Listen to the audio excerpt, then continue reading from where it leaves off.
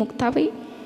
ज्यावेळेला ज्ञानोबरांनी पाहिली, ज्ञानोबराय विचारतात, मुक्ते कुठे गेली होतीस ग भल्या पाटे?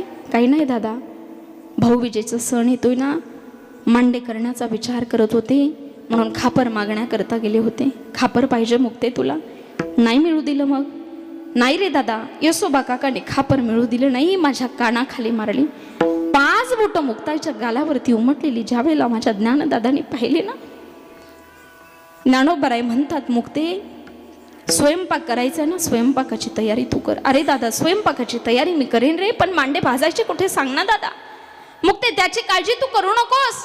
आणि माझ्या मुक्ताबाईनं स्वयंपाकाची तयारी केली आणि माझ्या ज्ञानोबरायांचा अधिकार इतका मोठा, जठर अग्नीसी हुकुम केला, जठर अग्नी प्रज्वलित झाला, पूर्ण करण्या इच्छा त्या लाडक्या मुक्ताईची. पाठीवरी मांडे भाजले, ज्ञानेश्वर चालले मंद मंद पाऊल. माझ्या